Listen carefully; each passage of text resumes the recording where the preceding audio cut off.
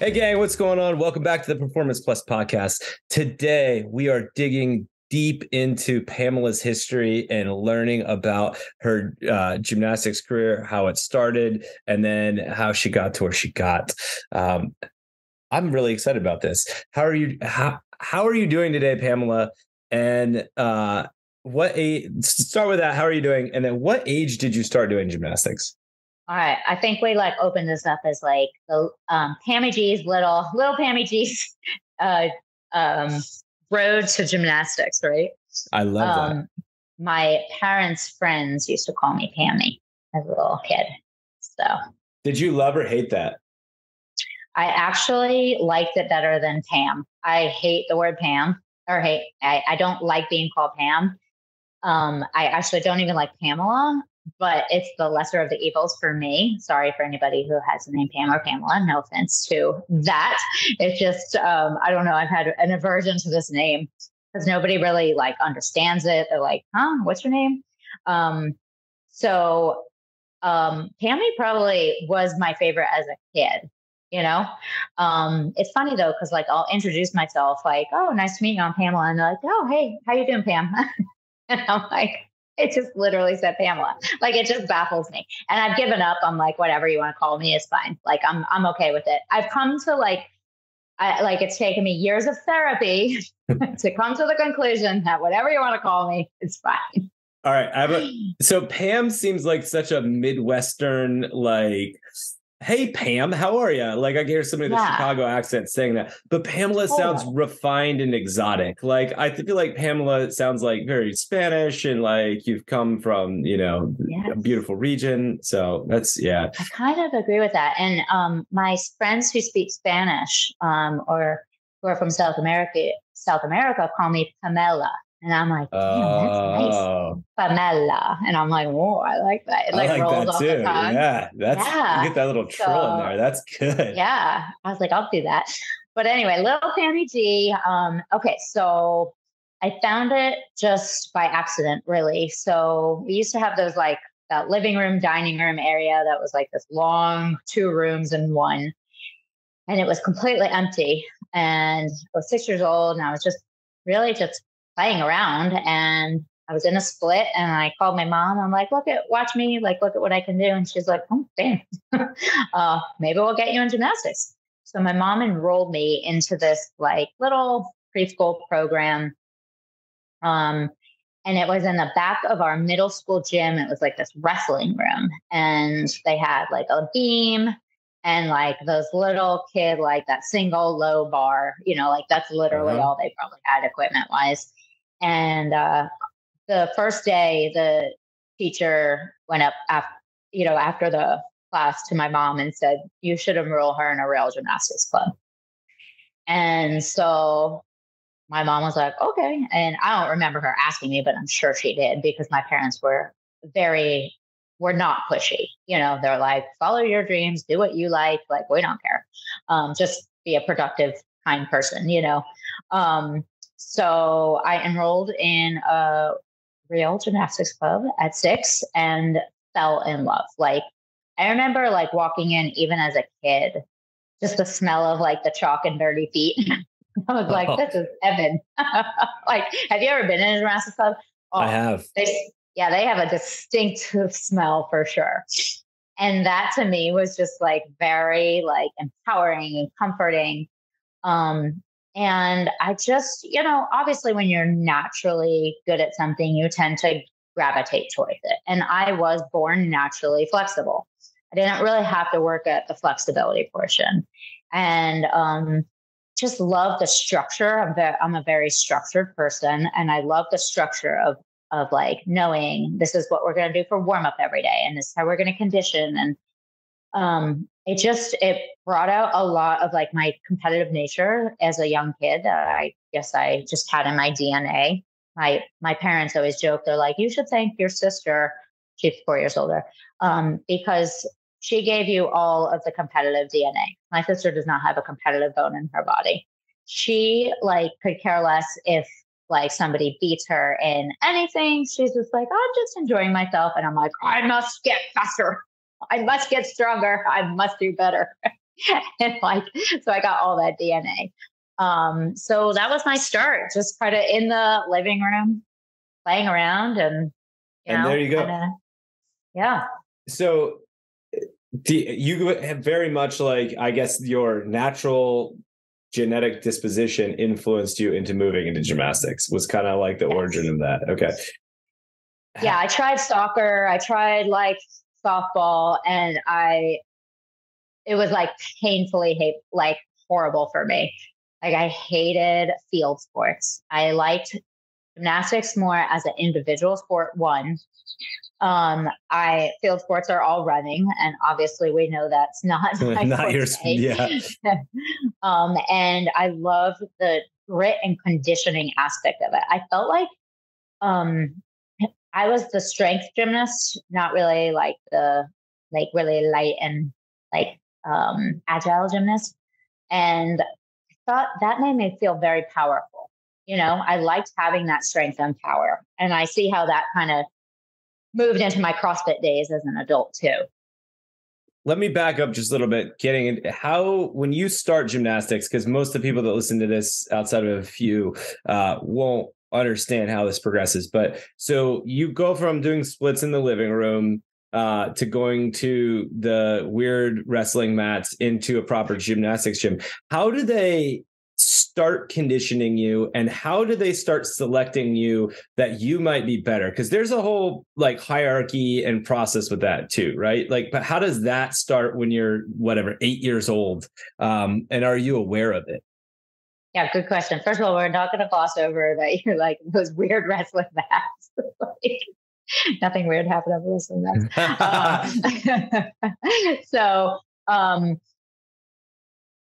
It was very different in the 80s when I was really growing up. So for me, it's like you start at a level, you compete, you get to a certain score, and that pushes you to the next level. And so it's based on your performance. It's still like that, but I think now you're more hand selected into like, oh, you're going to train with this group versus like you're going to be in rec, Yeah.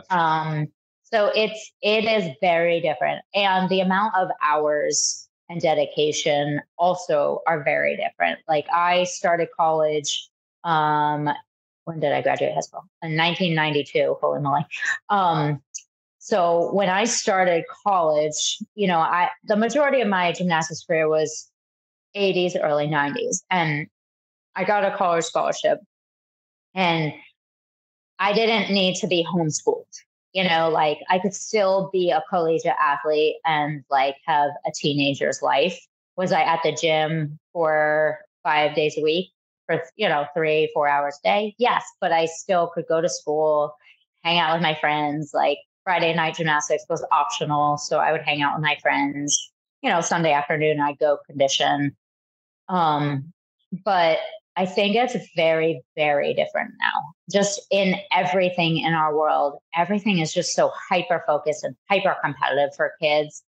I think I blame a little bit of like my generation of parents. I don't really know when that all began, like pushing your kid when it's not their desire. Like present it to them, and like if they want to be there and work hard, great. If they don't, then have a conversation. Like I just see a lot of parents pushing their kid or like hovering. And I don't think that's a really good, I don't think that builds a good athlete. And also, how is that affecting you later in life, right? So I lost track of where we were going here, but how do you get hand selected? So like it was a very different process. It was like my abilities and my hard work will pay off. My mom, she literally schlepped me like 30 minutes one way, wow, 4 or 5 days a week for, 10 years, right? Until I could drive. And I changed gyms. Okay. Maybe it was about 6-7 years that she drove that way in New England in the cold and the dark. And like my mom was very, very supportive and dedicated, but never once ever was like, you need to go to practice. It was always, was I tired and some days like sluggish? Sure. But I always had the desire and drive. And I think that that's what makes you successful. And like nobody told me to train for the CrossFit Games. Like it was my desire. And when I lost that desire in 2017 after my last games, I was able to reevaluate because it was my choice. You know, I wasn't doing it for anybody's approval, but my goals. And I think that's really important. And I love how like my parents treated my sport. They were my number one supporter, but they also let me drive the car. I think it's really interesting to kind of get off track. It's a thing with people that excel at high levels in sports and other things, whether it be entrepreneurship, whether it be the military, whatever. But like usually those people are intrinsically driven, right? And that's what you're talking about. Like it was your parents didn't have to tell you to go do extra push-ups or work on your middle split or whatever, because that's what you wanted to do. And I feel like nowadays parents have this desire for their kids to be really successful in a sport. And so they're just like hammering it on them. And the kid just wants to be a kid. Like, and there's no optionality for that. And I think it's, I mean, I don't have kids, so I don't know, I'm not speaking from experience, but from a third party observer, I always feel like these kids are going to hate you and they're going to hate that sport later. Like, and it's cool that you don't. Yep. And like for me, I am a parent. And my kids, the only rule was move your body. Like fitness is important. I don't care what you do. I don't care if you go on a walk. I don't care if you're playing basketball by yourself outside or if you want to join a team. You just had to move. So like, it wasn't like I was like, oh, do nothing. You know, if you're not involved, if you're not intrinsically motivated, there's like a fine line, right? Of like healthy lifestyle versus like, who's really wanting this kid to get the scholarship. And so that leads me into like a really interesting conversation, which is kind of about the levels. So around like 9 or 10, I think Mary Lou Retton had just like won the Olympics in 1984. And, you know, gymnastics was in the forefront. Like it was like, oh my gosh. And, you know, I did have some natural talent and I could have gone to a much more involved training program, right? And so I sat down with my parents and kind of was asked, I think by like a coach, would I want to take this to the next level, you know? And that meant like moving away, training to see if I could make it to the Olympics. And I sat down with my parents and my dad goes, who came in second? And in the gymnastics competition in the Olympics. I'm like, I have no idea. He's like, right. Because out of a million people trying to make it, you remember one and they won it. What's the chances? He goes, what are you willing to give up to go for that goal? Because most likely you're not going to end up on the podium. Are you going to be okay with that? You have to live away from home. You have to be homeschooled. You don't have a normal childhood. And he literally, once he said live away from home, I was like, nope, done. Like that wasn't worth it to me, you know? And so I think having those conversations of just like, yeah, it seems amazing. I want to be the next Mary Lou Retton when I'm 9 years old, right? But what does that really, really entail? And like, what do you give up for that? And I'm so grateful that I had that conversation and my dad just wasn't like, oh, well, okay, well, let's sign you up and send you to Texas, you know, because then I would have been like, oh, shoot, I didn't really expect it was like this, you know? So conversations are very important. And kind of bringing that child back to reality, me as a 9-year-old of like, what it really takes to be the ultimate champion. And if you don't ever succeed, will you find value in yourself? Because you should, right? Like I hear a lot of Olympians, or even just when you look at the CrossFit athletes in general, the teens that have gone into the, you know, adult group are really struggling because that was really all they knew in their value in their teenage life, you know? So yeah, like I'm really glad I had that conversation. And from then I knew I just wanted to challenge myself. Can I get to the next level? Can I win the beam? Can I get a double back? Like learning, like having those goals in training was so fun. And I had the best time training with like, girls who were going through the same stuff and preteens, and we were pushing each other, and it was just a lot of fun. I have really great memories of it.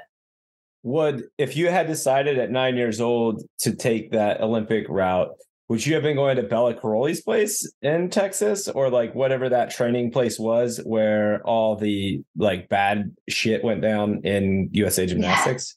Yeah. So, I mean, that back then was really the only training camp you ever knew. And I mean, who knows if I wasn't good enough, honestly, to make it, like you, I'm sure I would have had to try out, obviously. And then they take a selected few.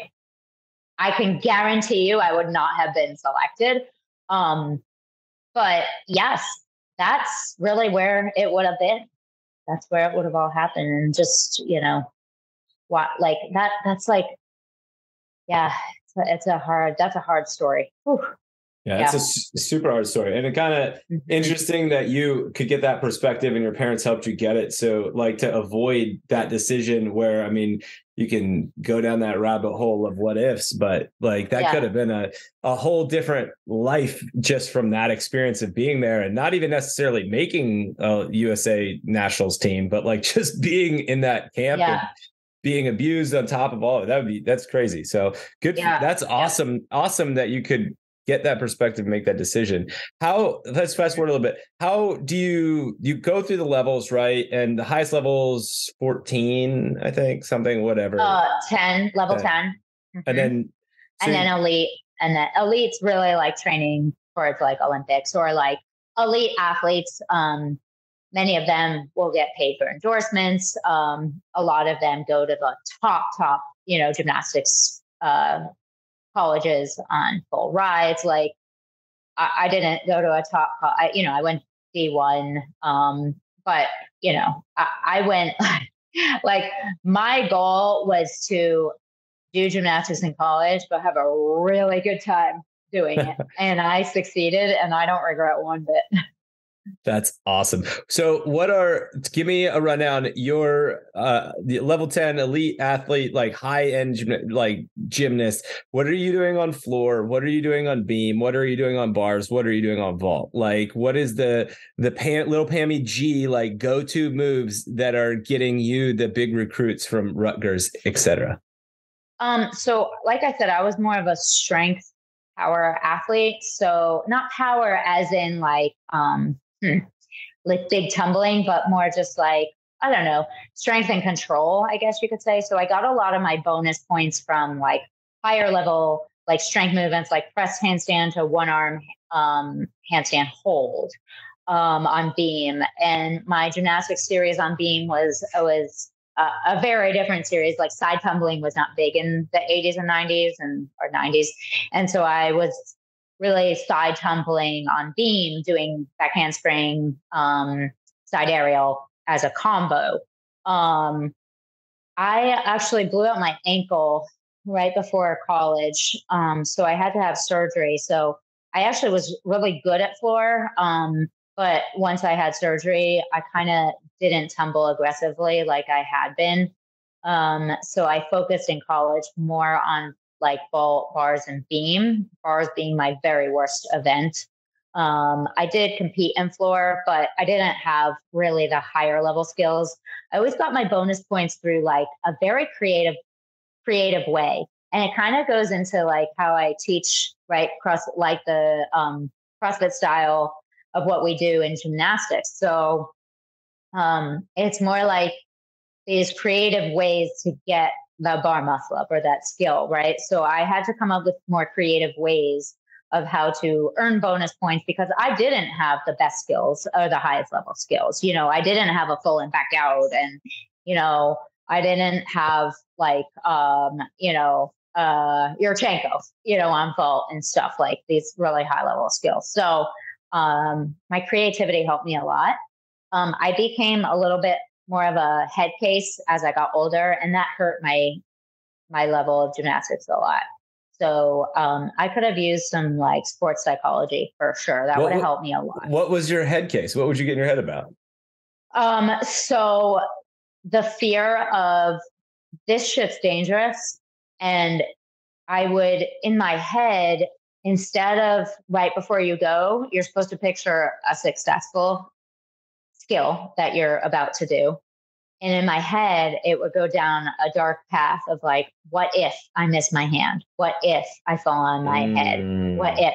And so your brain messes with you big time if you're a head case. And it's called balking. Like if you run down the vault and then you like hit the board, but like then just stop, or like run through like the vault board. So you're like, you're about to do the skill and then you stop like midway of like, nope, not going to do it.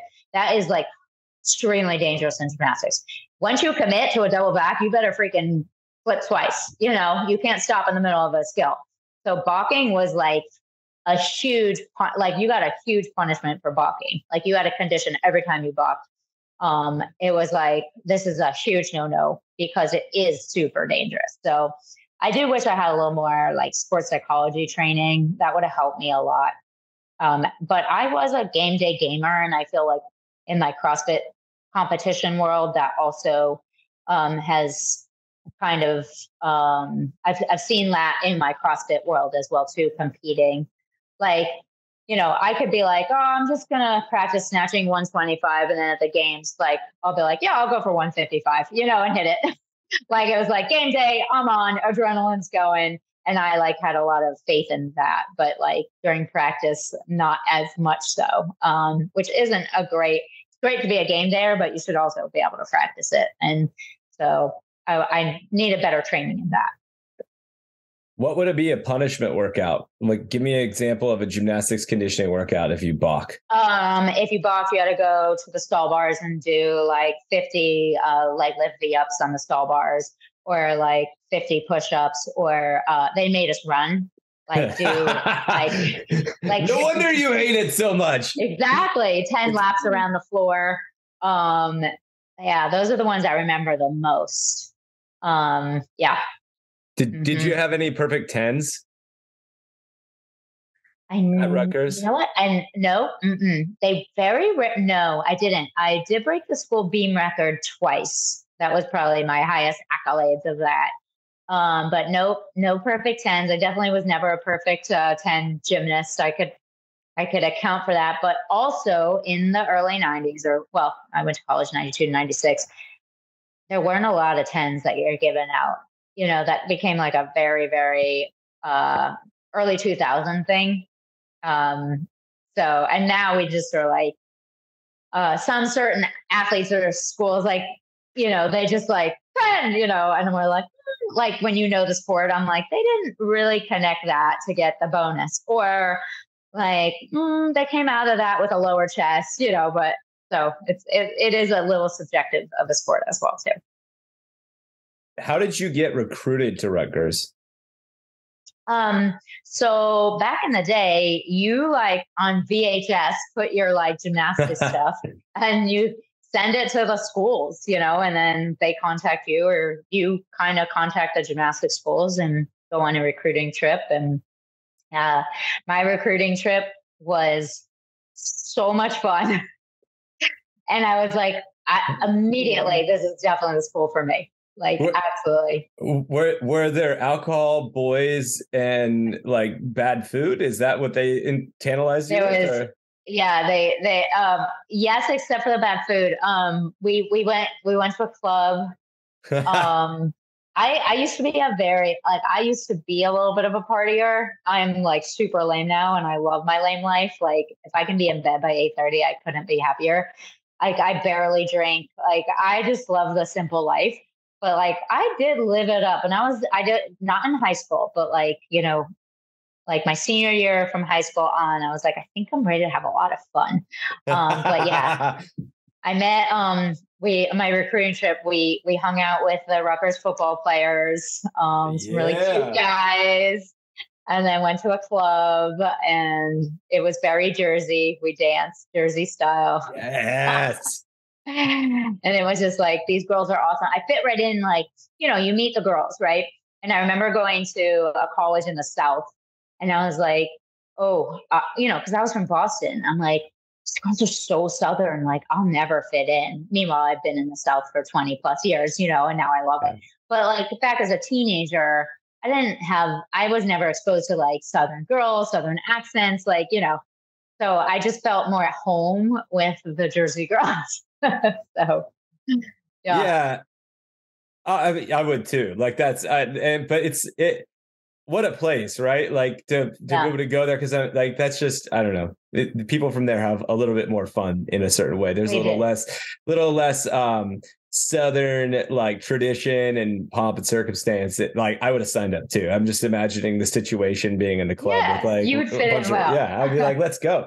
You get a bad rap sometimes, Yeah, for no reason, but that's another podcast. All right. So best story of your gymnastics career or funniest story of your gymnastics career. Oh my gosh. Okay. Funniest story to conclude. So, like in college, we would glue our leotards to our butt so we didn't get wedgies. You literally sprayed like glue on your butt. Okay. This is a gymnast secret, just so you know. We didn't have that in high school. And I was in the middle of a floor routine, and I knew my leotard was right up my ass. And like, I was probably like 14, 15, where it was like a real awkward stage of life. Right. And I was so embarrassed. And so when I'm like going to the like corner to tumble, I remember turning and just kind of using my hand to pick my wedge, like, fix the leotard back on my butt. And that is a huge no-no in gymnastics, like huge. You do not touch that wedgie. You do not fix that leotard, which I still can't understand really why. Like, why do you want your ass hanging out? But I got off the floor and my coach reamed me out, like reamed. I will never forget that. Like I was being yelled at by a parent. And guess what? I never picked my wedge again. Like never. In college, when I discovered like you could actually glue your leotard to your, your butt, like that was much better. That I felt a little more secure. I mean, when I'm talking like up the crack, that's an uncomfortable situation right there. I can imagine. I actually swam when I was a kid all the way up till 9th grade, and I quit the sport over a similar reason. And that was like the other side, a reverse wedgie in a Speedo as like a 9th grader was just that. I'm like, I'm good. Nobody told me that secret. So that's brilliant. Yeah. All right.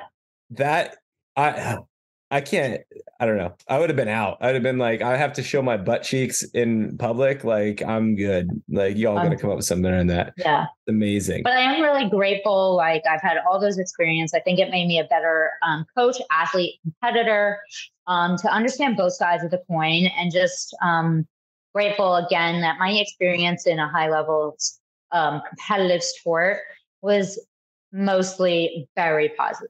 And I think that just like keep in mind, like what is the ultimate goal you're working towards, or your child, and like have those hard conversations. 9-year-olds have great insight. Like when my dad said that to me and sat me down, like at 9, I was able to comprehend and give feedback. And, I think that's a really important aspect. Like let your kid kind of pave the path and question it, be curious about. So yeah. Was my little Pammy G story about how I got involved in gymnastics. The little Pammy G origin story. That was awesome. I have so many more questions. We'll have to spread them out over other podcast episodes. We're going to do this again. But we got the origin. So now we can go deep dive on the next one about more into your gymnastics career. But thank you so much for allowing us into the living room to see the first splits and then everything thereafter. It was awesome. You guys know Pamela's Instagram, at Pamela Gagnon, all things. If you want to see photos of little Pammy G, she posts them there. But all things gymnastics are there. If you love or want to love gymnastics, go check it out. And then make sure you follow at Performance Plus Program on Instagram. We're putting out lots of great stuff to help you with your fitness. We will talk to you guys on the next episode. Maybe we can get Zach's origin story of how he became the Barbell Physio. Maybe he was dry needling his parents in the kitchen at a young age or something. I love it. Speaking of Zach, we're about to go live on our Facebook page. Oh yeah. So, man, we're making it late. And we're setting it up. Yeah. Well, guys, go jump on that or go rewatch it. Thanks. All right. Thanks, Johnny. Yep. Have a great day. All right. You too. Bye.